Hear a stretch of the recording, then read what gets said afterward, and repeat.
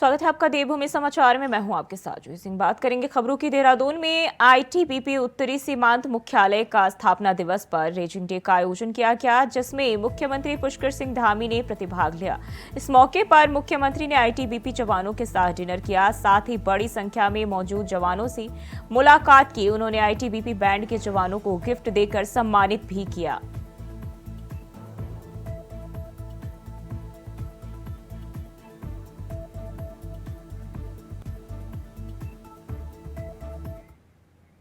और बढ़ते हैं आगे। खबर देहरादून से है, जहां आगामी लोकसभा चुनाव के मद्देनजर पुलिस महकमा हाई अलर्ट मोड पर आ गया है। इसको लेकर पुलिस महानिरीक्षक करण सिंह नगन्याल पटेल भवन में पुलिस के जिला प्रभारियों के साथ अपराध समीक्षा बैठक की, जिसको लेकर उन्होंने कहा कि निर्वाचन आयोग के स्पष्ट निर्देश हैं और गाइडलाइन के आधार पर हमने सीमावर्ती क्षेत्रों शिमला, बिजनौर, मुजफ्फरनगर, सहारनपुर में बैठकें की थी, जिसका मकसद शराब, अवैध हथियारों और भारी मात्रा में अवैध नकदी को रोका जा सके। उन्होंने कहा कि मुख्य मार्गों के अलावा गांव और कस्बों से होकर आने वाले रास्तों पर भी पुलिस बल तैनात है और चौकसी बढ़ाई गई है।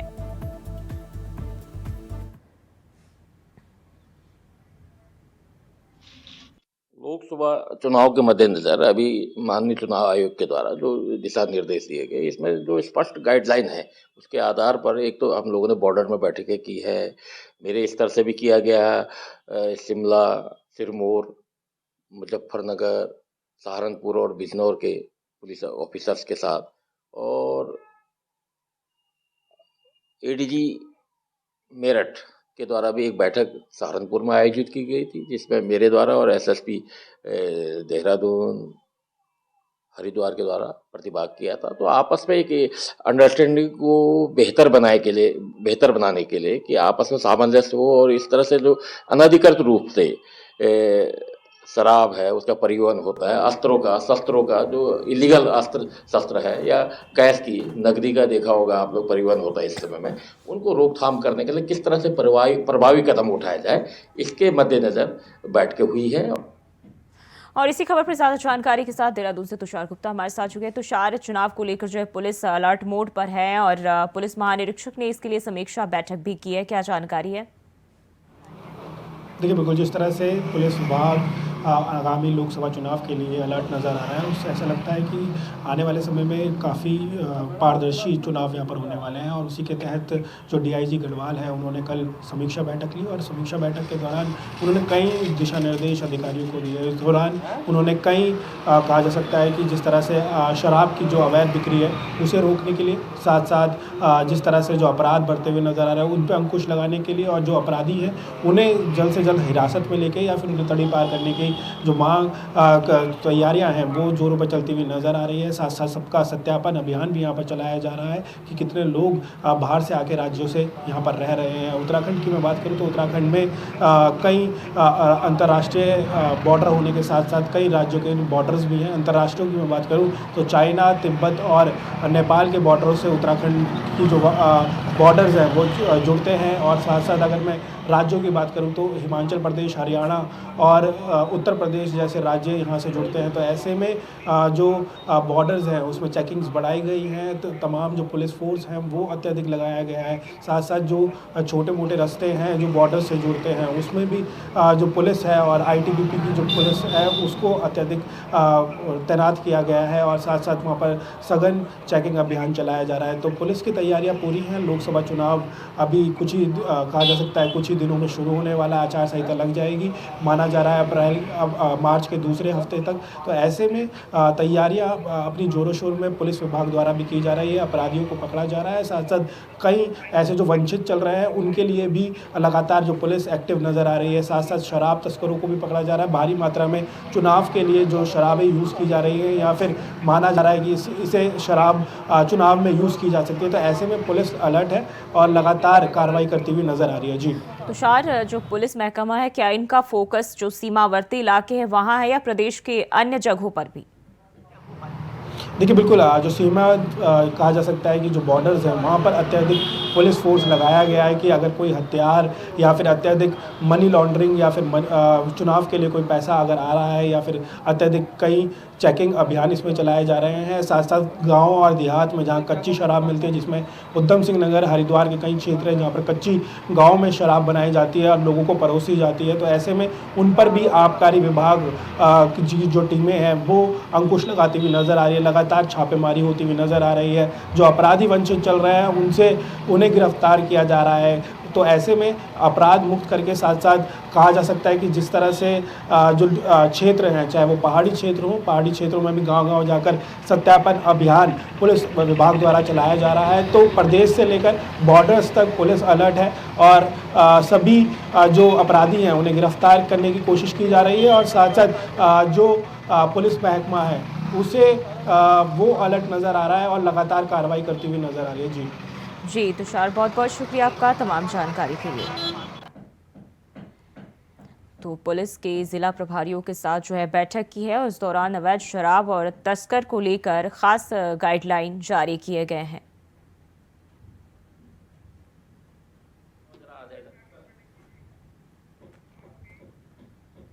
और बढ़ते हैं आगे। पूर्व मंत्री हरक सिंह रावत ईडी के दूसरे समन पर भी पेश नहीं हुए। सोमवार को ईडी के सामने पेश होना था। हरक सिंह रावत ने राजनैतिक हवाला देते हुए 1 महीने का समय मांगा है। आपको बता दें कि कॉर्बेट नेशनल पार्क के पाखरू रेंज घोटाले के मामले में हरक सिंह रावत से पूछताछ होनी है। दूसरी ओर पूर्व मंत्री हरक सिंह की पत्नी और पौड़ी की पूर्व जिला पंचायत अध्यक्ष दीप्ति रावत ईडी के सामने सोमवार को पेश हुई, जिनसे ईडी ने घंटों पूछताछ की।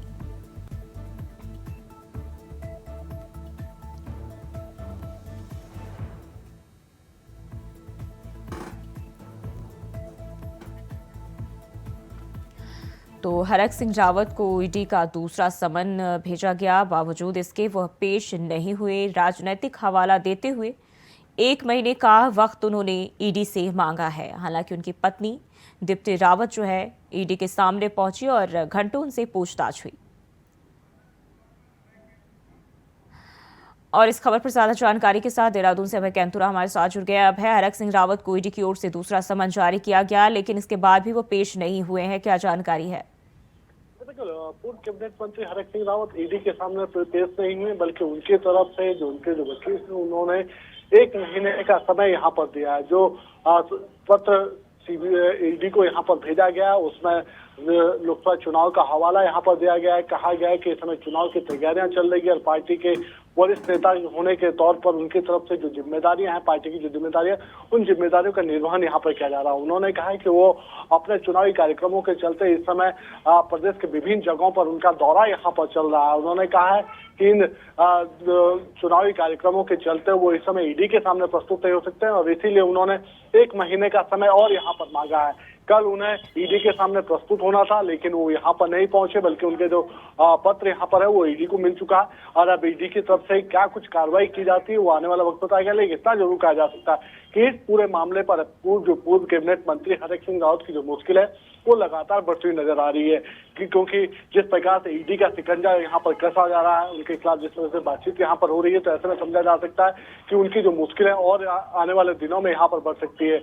उनकी जो धर्मपत्नी है दीप्ति रावत, जो पूर्व पौड़ी गढ़वाल से जिला पंचायत अध्यक्ष यहाँ पर रही है, वो ईडी के सामने जरूर पेश हुई है।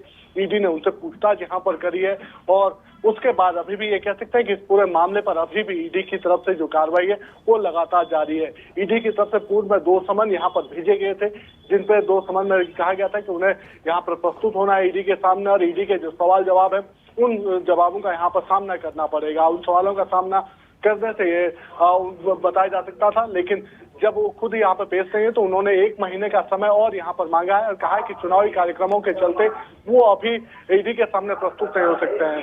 जो पूरा मामला है उस पर लगातार ईडी की तरफ से जो कार्रवाई है वो कार्रवाई यहाँ पर जारी है और आने वाले दिनों में भी ये कह सकते हैं कि इसी तरीके से ईडी उनसे और पूछताछ यहाँ पर करेगी ताकि जो पूरे मामले की सच्चाई है वो सामने आ सके। जी अब है इनकी पत्नी से जो है घंटों ईडी ने पूछताछ की। क्या इस दौरान इसको लेकर कोई जानकारी सामने आई है? देखिए, ईडी की तरफ से जो सवाल जवाब यहाँ पर उनकी पत्नी दीप्ति रावत से किए गए थे उस पर उनकी तरफ से क्या जवाब दिए गए ये बात अभी सामने नहीं आ पाई, क्योंकि उनकी पत्नी का भी कोई ऑफिशियल स्टेटमेंट जारी नहीं हो पाया। उनसे संपर्क करने की कोशिश जरूर की गई, लेकिन अभी उनकी तरफ से कोई ऐसी प्रतिक्रिया यहाँ पर नहीं दी गई। लेकिन इतना जरूर कहा जा सकता है कि जिस प्रकार से मामला गंभीर है और भ्रष्टाचार के आरोप उनके ऊपर लगे, तो ऐसे में जो ईडी की कार्रवाई, उस ईडी की कार्रवाई में अभी आने वाले दिनों में कुछ और पूछताछ उनसे और होना बाकी यहाँ पर रहेगा, ताकि जो मामले के जो लिंक्स है या जो साक्ष्य है उनको जुटाने का काम यहाँ पर किया जा सके। जब तक पूर्व कैबिनेट मंत्री हरक सिंह रावत स्वयं ईडी के सामने प्रस्तुत नहीं होते हैं, तब तक अभी कुछ भी कहना इस मामले में जल्दबाजी यहाँ पर कहा जा सकता है। जैसे ही वो ईडी के सामने प्रस्तुत होंगे। बहुत बहुत शुक्रिया आपका तमाम जानकारी के लिए। देहरादून से बड़ी खबर सामने आ रही है। अयोध्या के लिए सीधी हवाई सेवा को मिली मंजूरी। अमृतसर और वाराणसी के लिए भी सीधी उड़ान 6 मार्च को सीएम धामी करेंगे शुभारंभ। सीएम धामी ने पीएम और नागरिक विमान मंत्री का जताया आभार। तो अयोध्या के लिए सीधी हवाई सेवा को मंजूरी मिल गई है और इसके लिए मुख्यमंत्री पुष्कर सिंह धामी और ने पीएम और नागरिक विमान मंत्री का आभार भी जताया है। अमृतसर और वाराणसी के लिए भी सीधी उड़ान और 6 मार्च को सीएम धामी शुभारंभ करेंगे। तो हवाई सेवा को मंजूरी मिली है। देहरादून से जानकारी सामने आ रही है। अयोध्या के लिए सीधी हवाई सेवा को मंजूरी मिली है।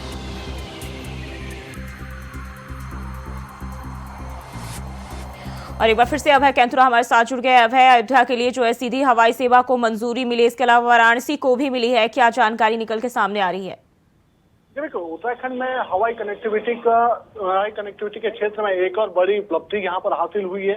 मुख्यमंत्री पुष्कर सिंह धामी ने जिस प्रकार से लगातार हवाई कनेक्टिविटी को लेकर केंद्र से बातचीत यहाँ पर की थी, तो उसके सफल परिणाम अब यहाँ पर देखने को मिले हैं। देहरादून से सीधे तौर पर अब अयोध्या के लिए सीधी हवाई सेवा का शुभारंभ यहाँ पर होने जा रहा है। अयोध्या के साथ साथ अमृतसर और वाराणसी के लिए भी देहरादून से सीधी हवाई सेवा शुरू होने जा रही है। कल 6 मार्च को मुख्यमंत्री पुष्कर सिंह धामी इस हवाई सेवा का शुभारंभ यहाँ पर करेंगे। देहरादून से उत्तर प्रदेश के बीच, यानी जो पड़ोसी राज्य बना, उसके बीच में जो आने वाले जो सैलानी या श्रद्धालु हैं, उनके लिए ये एयर कनेक्टिविटी काफी लाभदायक यहाँ पर रहने वाली है। उत्तराखंड में पर्यटन के विकास के लिए इस उपलब्धि का बड़ा महत्वपूर्ण योगदान यहाँ पर रहेगा। और यही वजह है कि जब केंद्र की तरफ से उसकी मंजूरी यहाँ पर मिली है, यानी अयोध्या, वाराणसी और अमृतसर के लिए सीधी हवाई सेवा के जैसे ही मंजूरी केंद्र की तरफ से यहाँ पर दी गई है, मुख्यमंत्री पुष्कर सिंह धामी ने प्रधानमंत्री नरेंद्र मोदी और केंद्रीय उड़ान नागरिक जो मंत्री हैं ज्योतिरादित्य सिंधिया, उनका आभार प्रकट यहाँ पर किया है। मुख्यमंत्री पुष्कर सिंह धामी ने कहा है कि राज्य में हवाई क्षेत्रों के विस्तार के लिए लगातार काम यहाँ पर किया जा रहा है। उनकी सरकार लगातार इस दिशा में आगे बढ़ रही है और खुद अयोध्या के लिए उनकी तरफ से जो नागरिक उड्डयन मंत्री है, उनको यहाँ पर पत्र भी लिखा गया था। उनसे जब मुलाकात दिल्ली में हुई थी तो एक मांग भी यहाँ पर की गई थी कि ताकि देहरादून से अयोध्या के बीच में सीधी हवाई कनेक्टिविटी यहाँ पर हो सके और उत्तराखंड और अयोध्या के बीच में जो सीधा संबंध है उसका लाभ सैलानियों और पर्यटकों को यहाँ पर मिल सके। इससे ये समझा जा सकता है कि उत्तराखंड से जो श्रद्धालु वहां पर जाना चाहते हैं वो सीधे हवाई सेवा के माध्यम से भी वहां पर जा पाएंगे और वहां से जो लोग श्रद्धालु या सैलानी यहाँ पर आना चाहते हैं वो अब हवाई सेवा के माध्यम से उत्तराखंड में भी आ पाएंगे और यहाँ पर जो राज्य का जो पर्यटन है, जो तीर्थाटन है, और बढ़ता हुआ यहाँ पर नजर आएगा। इसके अलावा दूसरे तौर पर देखें तो उत्तराखंड का जो हवाई कनेक्टिविटी का जो विस्तार है वो अब आगामी दिनों में और विस्तार यहाँ पर होने जा रहा है। अभी तक ये समझा जा सकता था कि जो बड़े शहरों के लिए जो कनेक्टिंग फ्लाइट होती थी, अब सीधे तौर पर डायरेक्ट फ्लाइट यहाँ से शुरू होगी और उत्तराखंड राज्य को उनका लाभ यहाँ पर मिलेगा। जी, तो ये खुद देवभूमि जो है एक उत्तराखंड देवभूमि है और ऐसे में जो है अन्य जगहों से धार्मिक स्थलों से जोड़ना ये प्रदेश के लिए भी पर्यटन के लिहाज से काफी फायदेमंद होगा। वहीं सीएम धामी ने इसके लिए जो है पीएम मोदी का भी आभार जताया है। ये कहा जा सकता है कि उत्तराखंड देवभूमि और चारों धाम जो सुप्रसिद्ध जो चारों धाम है, आपके गंगोत्री, यमुनोत्री, केदारनाथ, बद्रीनाथ, जो चारों धाम है वो उत्तराखंड में आते हैं। ऐसे में अगर अभी तक जो रेल सेवा का जो प्रमुख साधन था या सड़कों के माध्यम से ही जो सैलानी यहाँ पर आते थे, अब वो डायरेक्ट हवाई सेवा के माध्यम से भी उत्तराखंड में यहाँ पर आ पाएंगे। समय की उनकी बचत होगी और जल्द से जल्द वो इन धामों में दर्शन करने के लिए अपने आप को ललित कर पाएंगे, लाभान्वित कर पाएंगे। इसके अलावा उत्तराखंड का जो पर्यटन सेक्टर है उसको और मजबूत यहाँ पर, उसका लाभ यहाँ पर मिलेगा। जो उत्तराखंड का पर्यटन सेक्टर है मजबूत होगा, राज्य में जो पर्यटन से जुड़ी जो आर्थिक गतिविधियां है और सशक्त यहाँ पर बनेगी और उत्तराखंड की जो जनता है वो इसका लाभ उस रूप में यहाँ पर उठाते नजर आएंगे। मुख्यमंत्री पुष्कर सिंह धामी लगातार राज्य में एयर कनेक्टिविटी को मजबूत करने की दिशा में काम कर रहे हैं। पहले जो फ्लाइट यहाँ कह सकते हैं कि देहरादून से दिल्ली या मुंबई के बीच में चला करती थी, अब इसके अलावा देश के जो दूसरे बड़े शहर है, चाहे बैंगलोर हो गया, लखनऊ हो गया या फिर गोवा हो गया या फिर दूसरे जो शहर थे, अब उनके बीच में भी ये फ्लाइट यहाँ पर चला करेंगे। और आने वाले दिनों में जिस प्रकार से हवाई क्षेत्र में विस्तार यहाँ पर सरकार की तरफ से किया जा रहा है, तो एयरपोर्ट के जो भी विस्तार है उनके लिए भी लगातार सरकार यहाँ पर काम कर रही है, ताकि उत्तराखंड राज्य में आवागमन या पर्यटन के लिए जो भी चीजें जरूरी है उनका रूप से आगे बढ़ाया जा सके। जी, अब है 6 मार्च को जो है बताया जा रहा है कि शुभारंभ इसका किया जाएगा, लेकिन अगर हम आम जनता की बात करें तो उनके लिए कब से सुविधा मुहैया कराई जाएगी? सीधे तौर पर जब कल मुख्यमंत्री पुष्कर सिंह धामी इस हवाई सेवा का शुभारंभ यहाँ पर करेंगे, तो कल से ही जो सैलानी श्रद्धालु जो अयोध्या जाना चाहते हैं या अयोध्या से यहाँ आना चाहते हैं या फिर देहरादून से वाराणसी जाना चाहते हैं या नामचंद या अमृतसर जाना चाहते हैं, तो उसके लिए उनका जो शेड्यूल जो टाइम है, यानी हवाई क्षेत्र का हवाई एयर कनेक्टिविटी का जो टाइम है वो यहाँ पर जारी कर दिया गया है। कल से इस सेवा का शुभारंभ यहाँ पर हो जाएगा। कल से ही सैलानी अयोध्या जाना शुरू यहाँ पर हो पाएंगे और उसके लिए बाकायदा ये समझा जा सकता है कि जैसे ही इसका सर्च यहाँ पर हुआ, तो अभी से ही जॉलीग्रांट एयरपोर्ट पर जो बुकिंग्स है वो बुकिंग्स यहाँ पर बढ़ने लगी है। लोग अयोध्या के लिए इस समय जाने के लिए लालायित यहाँ पर नजर आ रहे हैं, भगवान श्री राम के दर्शन करना चाहते हैं, जिसके लिए लगातार यहाँ पर ये कह सकते हैं कि अभी तक जो रेल सेवा का माध्यम था उसके अलावा सीधे तौर पर अयोध्या के लिए एयर कनेक्टिविटी की शुरुआत हो जाएगी। तो ये समझा जा सकता है कि दोनों राज्यों के बीच में जो पर्यटन सेक्टर है और मजबूत यहाँ पर होगा। जी अभी बहुत बहुत शुक्रिया जानकारी साझा करने के लिए। और बढ़ते हैं आगे। कैबिनेट मंत्री प्रेमचंद अग्रवाल ने लोकसभा चुनाव को लेकर कांग्रेस का जुबानी हमला बोला और कैबिनेट मंत्री ने कहा कि जहां कांग्रेस अभी तक लोकसभा चुनाव के लिए प्रत्याशियों के नाम पर विचार तक नहीं कर पाई, वहीं बीजेपी ने 5 में से 3 सीटों पर अपने प्रत्याशियों की घोषणा भी कर दी है और जल्द ही 2 सीटों पर भी घोषणा हो जाएगी। कैबिनेट मंत्री प्रेमचंद अग्रवाल का जुबानी हमला लोकसभा चुनाव को लेकर था, जिसमें अभी तक कांग्रेस की स्क्रीनिंग कमेटी की बैठक नहीं हो पाई है, जबकि बीजेपी ने प्रत्याशियों की घोषणाओं के साथ साथ अपने नेताओं की जिम्मेदारी भी तय कर दी है। बिल्कुल बहुत जल्दी निर्णय होगा। अब आप देखते रहिए, अभी तक तो कांग्रेस तो अभी विचार ही नहीं कर पा रही। हमने तो घोषणा की है 3 की, 2 की भी घोषणा करेगी। और वहीं उत्तराखंड अपनी नेचुरल ब्यूटी के कारण पूरी दुनिया में फेमस है। उत्तराखंड में हर साल लाखों की संख्या में पर्यटक घूमने आते हैं। वहीं उत्तराखंड की मूलभूत समस्याओं में एक मुख्य समस्या यहाँ का पलायन है, जिसे रोकने के लिए सरकार कई कोशिश कर रही है। चाहे भाजपा की सरकार रही हो या कांग्रेस की, किसी के भी राज में पलायन रुकने का नाम नहीं ले रहा है। वहीं मुख्यमंत्री पुष्कर सिंह धामी ने पलायन को रोकने के लिए कहा कि गांव के विकास के लिए सरकार हर वह काम कर रही है जो पिछले सरकार में नहीं हो पाया था। डबल इंजन की सरकार उत्तराखंड के गांव के सर्वांगीण विकास के लिए हमेशा तैयार है। वहीं कांग्रेस प्रदेश अध्यक्ष करण माहरा ने कहा कि मुख्यमंत्री आधा सच और आधा झूठ बोलते। अग्निवीर योजना लाकर जो है लाखों युवाओं को बेरोजगार करने का काम किया गया है। 7 साल हो गए। मुख्यमंत्री बताएं कि 7 साल में युवाओं के पलायन को रोकने के लिए कौन सा काम किया गया है। आगे प्रदेश अध्यक्ष ने कहा कि इस बजट में भी पलायन रोकने के लिए कुछ भी नहीं किया गया।